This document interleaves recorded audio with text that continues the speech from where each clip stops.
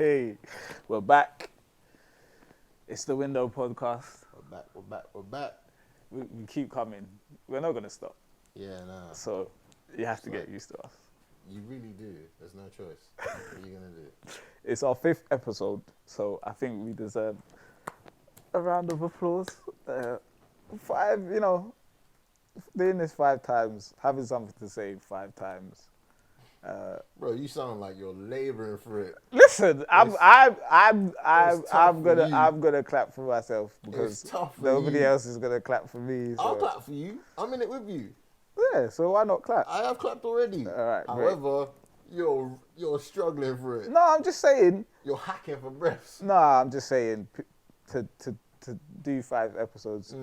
People may not realize it, but it's quite an achievement. Yeah. I did say in the first episode that I think achievements are overrated. So I guess I'm contradicting myself there. Yeah.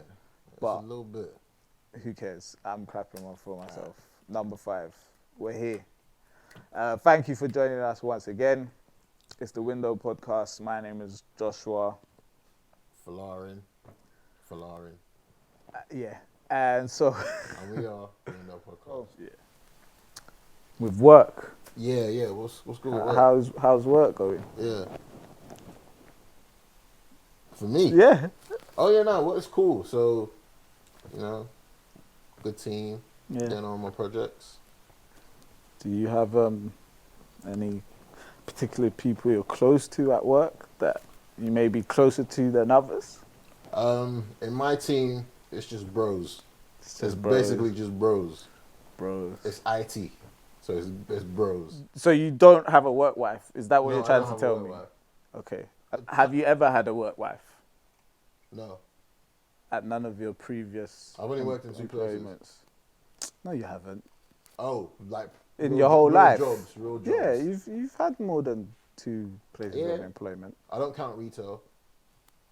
But that's probably I where haven't had that's work- probably where most work wife and husband situations happen the most, Oh god, not at my retail.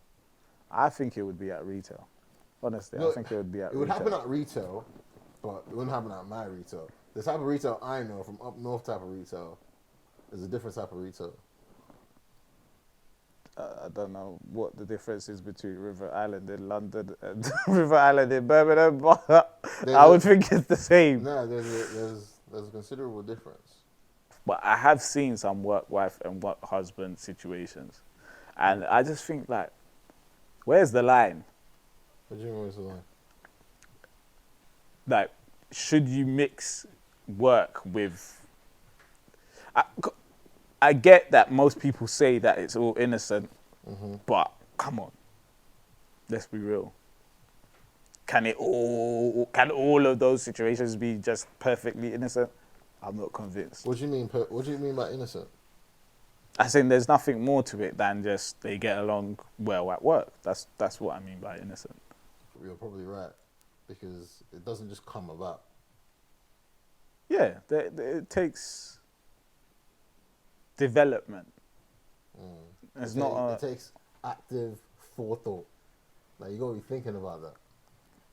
And if you've got to be thinking about something.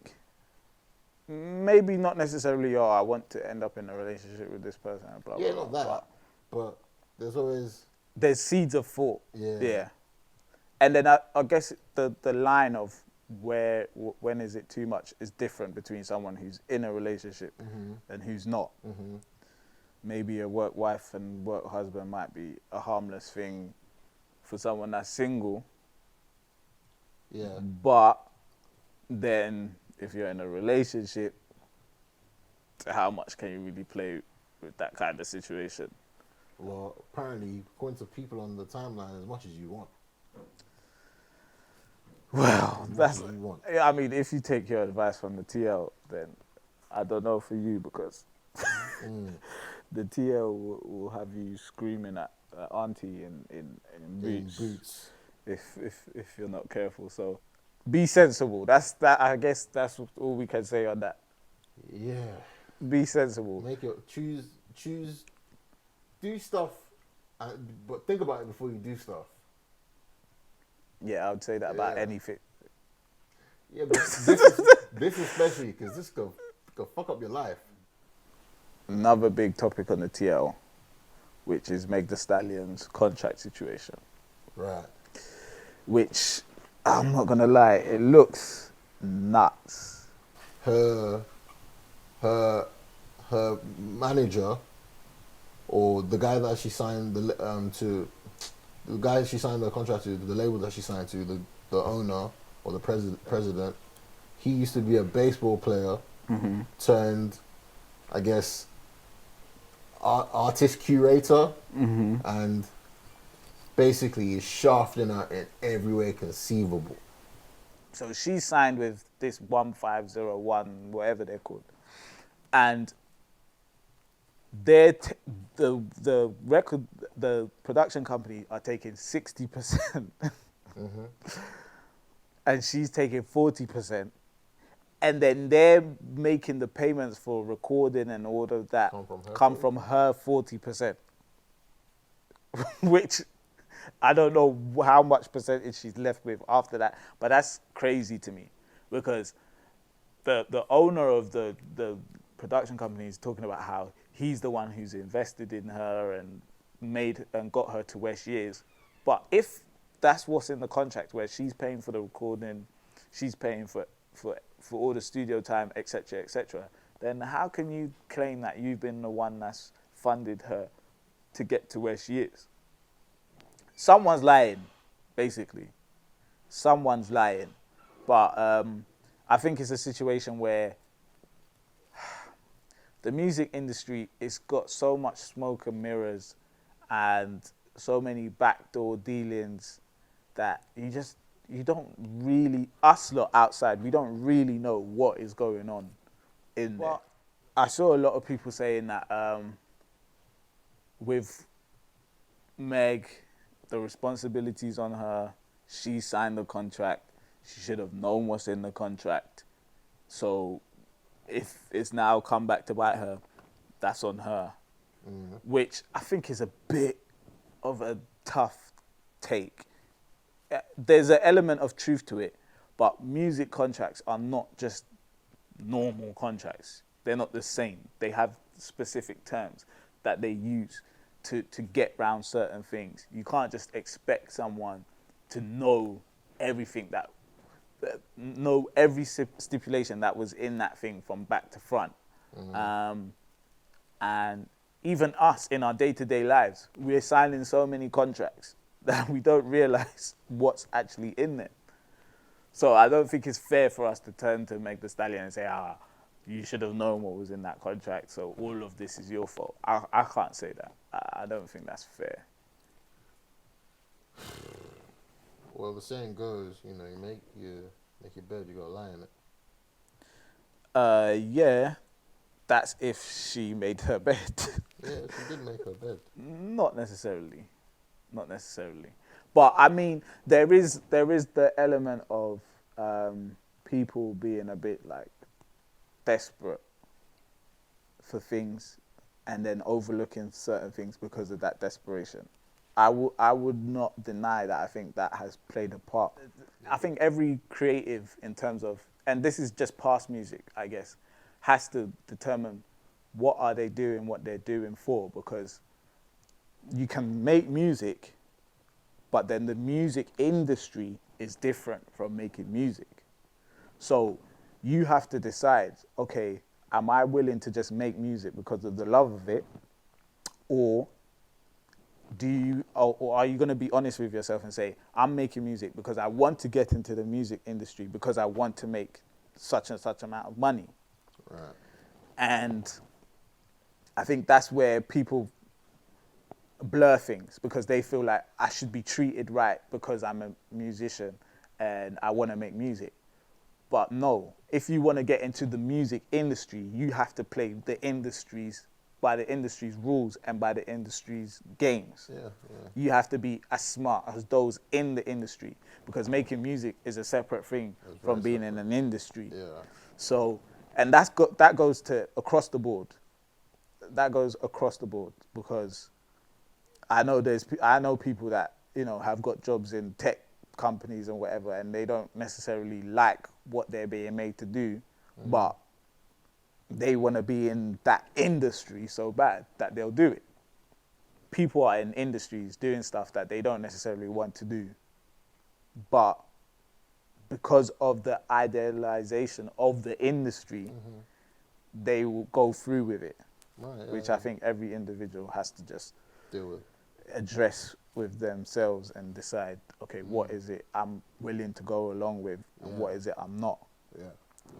But yeah, Meg Thee Stallion, I hope this gets sorted out for her sake, because the type of people she's in business with, they're not easy people to just slide around.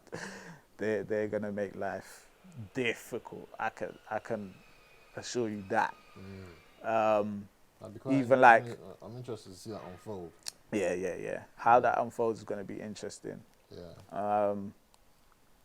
And I know one thing I've heard a few people say, a few of my friends have said to me is like, okay, look, we've had, specifically in terms of like rap, we've had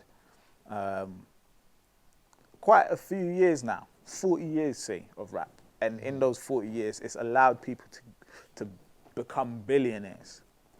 So you can point at Dr. Dre, you can point at Jay-Z, you can point at P. Diddy, and you can say, okay, why don't these people make their own record label and fix things, like make things right, quote unquote, whatever making things right is. And I think that's an interesting opinion, because my question straight away was, well, why should they feel the need to do that?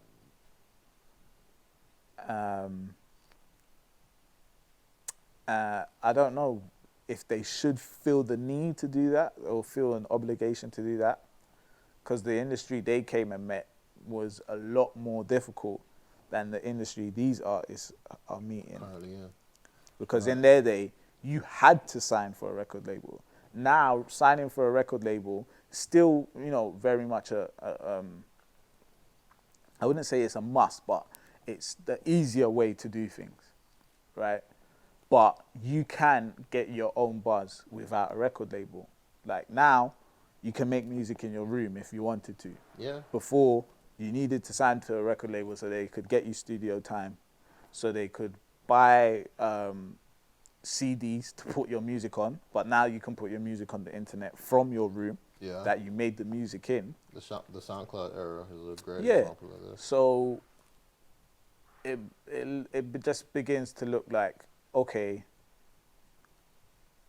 they had it a lot worse, but they've somehow become billionaires. What makes you think they're going to start feeling sympathy for this next gen who actually have another route of taking their success into their own hands? So, have you had any bad contract situations yourself? Uni is a good example. Having to do our second year landlord. Oh yeah. Our second year landlord. That was a terrible time. That guy was just, oh mate, he really put us through it. But you know what?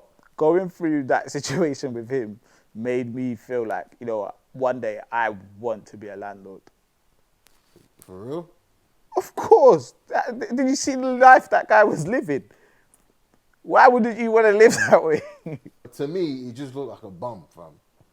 He could look however he liked being a landlord. That's the whole point. Yeah, that's very true. He was a bum driving a Mercedes, so I don't know why that matters. But he was living a good life off our money. Bro. And not fulfilling his responsibilities. Not even in the slightest. So, yeah, I mean, that sounds great to me. I hope they don't clean up the sort of landlord industry by that point. I was in Lancaster, halfway through my first year there, in January, we signed for a house to move into in second year. But then obviously, I didn't stay there for second year. I moved to Leicester. Yeah. The problem was, I'd already signed for the Yeah, house. you signed. So the landlord was like, I still need my money from you for that room. Yeah. So I was like, there's no way I'm going to be able to pay for my now new accommodation in Leicester and pay for the accommodation in Lancaster. Yeah. So I was trying to find someone to take replace the you, room off yeah. me. I couldn't find anyone. So it got to the beginning of the year and I had to just tell the guys that I got the house with, listen guys, I cannot afford this room on my own. So you guys are gonna have to help me pay for it. And they were absolutely, I don't even know the word to use, but let's just say we don't talk no more. Yeah, no, I'd expect nothing less. We don't talk no more. What exactly happened? They had to pay. So they paid, each of them paid, I think, a third. Is it a third or a quarter? Each of them paid a third. Right. No, each of them paid a quarter, and then I paid the final quarter. Right. And then fortunately, that was only for one term though. Okay. By the start of the second term, we found someone to come and take the room, yeah. But yeah, none of us talk anymore because, yeah, I guess It's not they great weren't terms. happy. Yeah. Financial literacy is important. It is. Because 19, I definitely did not know anything about anything. Money, like, you're just I out didn't have here a clue. Just spending, like, oh, I need food. I would I'll go to say the shop. I didn't really know anything about money until about 21, 22. Until I got to like final year in Leicester. I don't think I knew anything about money. Right. Like, Why do you think that is? What happened? I don't know. I never worked before uni.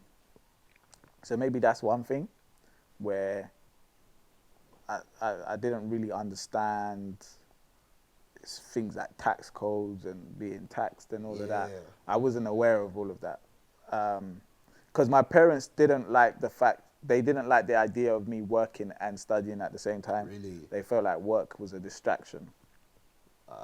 I did that. So yeah, they always encouraged me to just not work.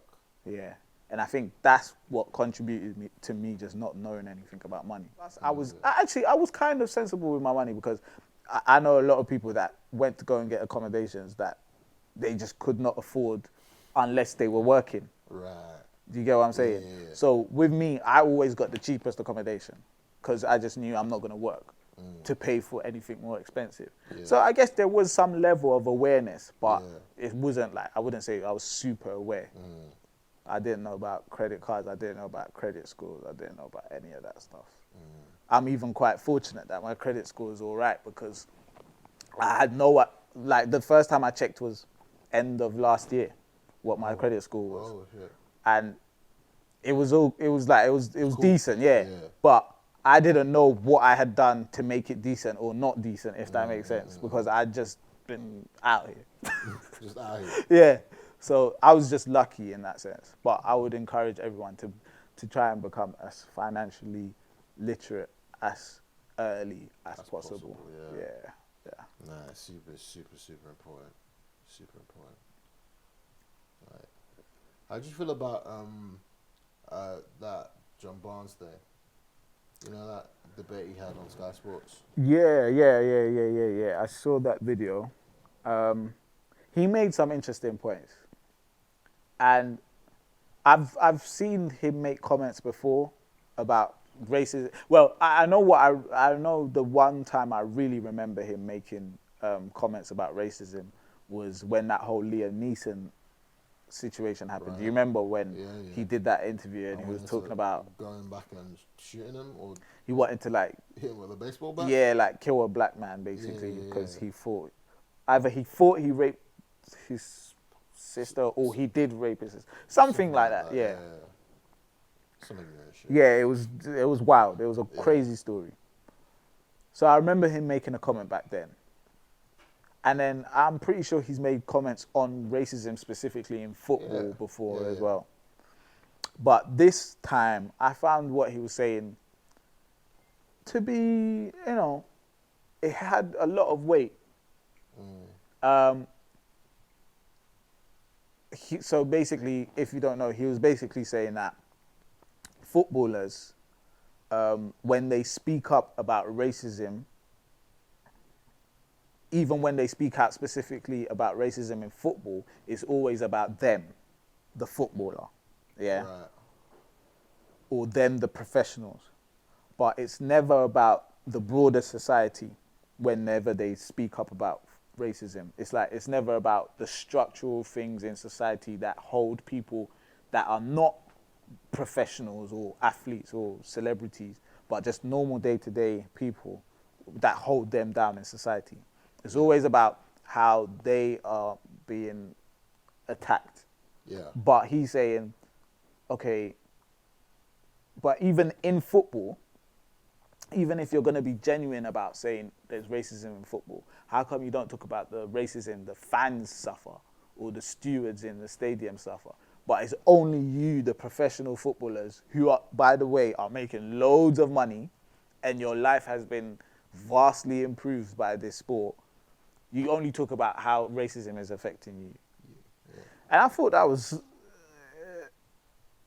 I felt it was a genuinely It's a legitimate well-grounded point. point. I completely Yeah. agree. It's a legitimate point.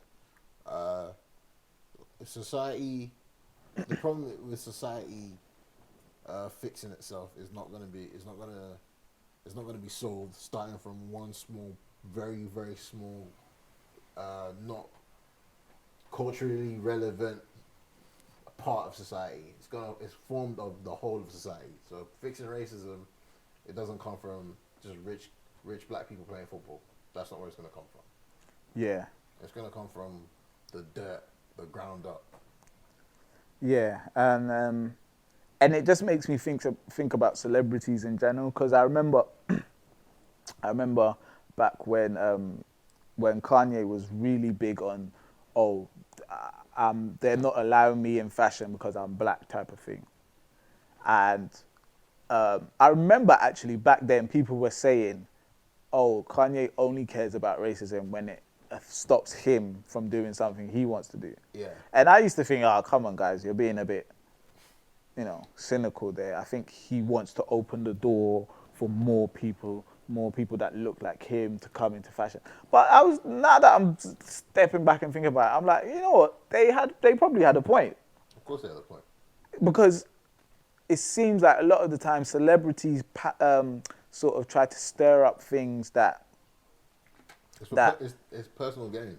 that they will gain from. Yeah. Like, I see a lot of female celebrities, sometimes they will begin to, like, I remember Taylor Swift when she had her contract situation with her label and all of that, and she would try to paint the picture that, oh, these men in the industry are bullying me, Taylor Swift, the innocent girl, and it's like, celebrities have a way of tapping into things that they know a group of people will get behind. Yeah. Because that group of people are affected by that thing. Yeah, but they have no real intention of changing that broader problem. They only just want their personal situation changed. So, yeah. Which, I mean, that celebrity game is a crazy game, man. It's a crazy game. Yeah, it's the game. It's the game that some people are really good at playing. Yeah. I.e., Kanye West. Yeah. That's why they are where they are, because they're really good at playing the celebrity game. Mm-hmm. So, I mean, you can't really take everything that celebrities, athletes, and all of that are saying off the surface of what they're saying. You always have to scratch a bit deeper. Yeah. You have to scratch a bit deeper. And then there's this whole situation with Nicki Minaj. She's now found herself in this situation with this, I guess it's her husband. Yeah. Yeah. Where none of it makes sense. Basically, for Nicki Minaj, she deep down, deep down, no, she's taking that L. Taking the L how? With the guy. With a choice of guy. Okay. But, like, to save face, she's taking this position where I'm going to stand by him. But she's chosen the wrong guy. No, but what I don't understand is why that even began. What you mean, why? Like, why is she with the man? She pitted herself. Oh, why she's with the man? They have history. He has a history. Yeah. A So criminal history. that should, I don't know how them having history can override. What are you gonna do, man? I guess when there's love, there's no sense. So you think them two are in love? I don't know. There's something. Do you think the two of them are in love? Maybe. Do you think the two of them are in love? Yeah. Boy, I don't believe that for 1 second. I don't believe they're in love for 1 second. And that's why I'm confused. So maybe I need to look at myself and be able to see the love that they have. Yeah. Maybe that will clear up my confusion. But I can't see. I don't understand. The history. I don't know what the history is there either, but well, they must be. Otherwise, it doesn't make sense. Well, not necessarily at all. Because, especially for him, he doesn't need to be in love to be with Nicki Minaj. He has a lot of advantages from this situation without love ever being involved. Yeah. So what do you think it is then that even put him in the picture? That's what I'm saying. I don't have any idea. Because the guy's been to jail for attempted rape when he was 16. So I don't want to hang that over his head because he was 16. Yeah. Even though it's a serious thing. But he also went to jail for attempted manslaughter as a fully grown adult. I just don't understand how or why Nicki Minaj feels she needs to be around a man like that. And the thing is, there's a lot of women that are around men that are extremely questionable. That are, well, let me say, a lot of famous women. Yeah. Actually, there's a lot of ordinary women.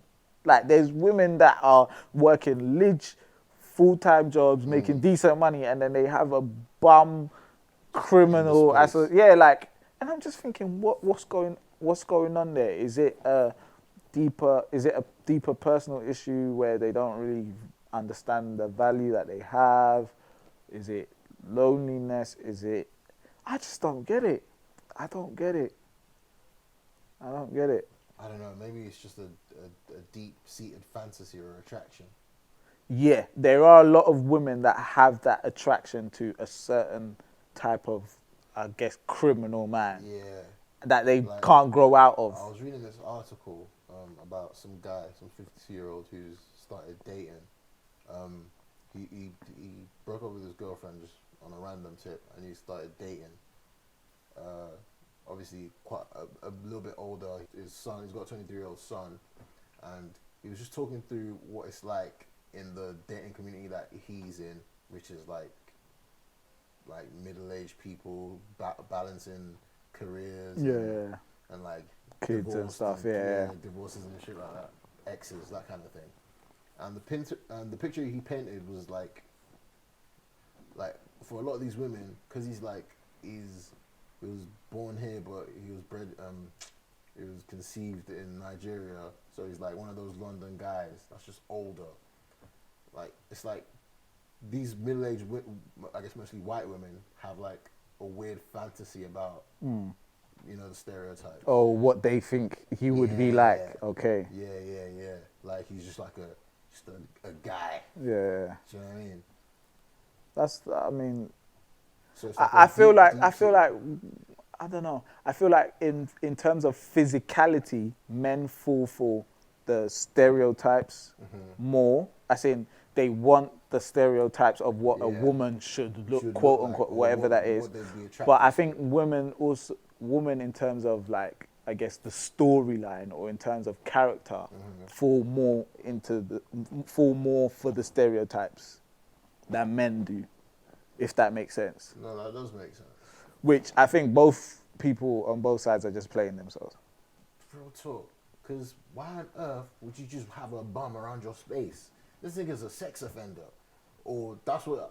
okay, I'm not saying he's a sex offender. The news. No, he is a sex offender. Is he? He is a sex Oh, offender. he's even a sex offender. No, for no, real? no. He's a sex offender because of the attempted rape charge at the age of So 16. he's a sex offender. Yes. They wanted him to register as a sex offender. So it's like. Well, they imagine- wanted him to register as a sex offender in California. He was Sure. already registered in New York. Okay, cool. Yeah. But if you're traveling around on Nicki Minaj's private jet, Yeah. you need to be registering in every state you go into. Yeah. But I don't know. You're playing yourselves. Don't be having people that don't add value to your lives in your space. It's not good. Yeah. I mean, yeah. Don't sign bad contracts. Don't be around people that don't add value to your life. Yeah. Don't have a work wife or husband that you shouldn't do. Yeah. Make better decisions. Yeah, let's just make some better Better decisions. decisions. All right, cool. Honestly. I guess we've given them all that we can give for that one. It's a wrap. So yeah, episode 5 done. You know where you can find us.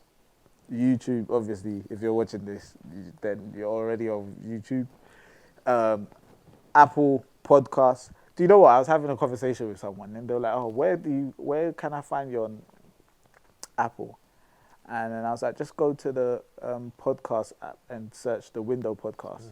And they were like, "Oh, all this time I've been going on to Apple Music and trying to find you." So if you've got an iPhone, there is a podcast app. Please go and find that app and look for us on that. Don't look for us on Apple Music. And then you can find us on Spotify. You can find us on Google Podcasts. Everything, basically. And you can find us on Anchor FM. So we look forward to seeing you again. But we're done. Peace out. Yeah.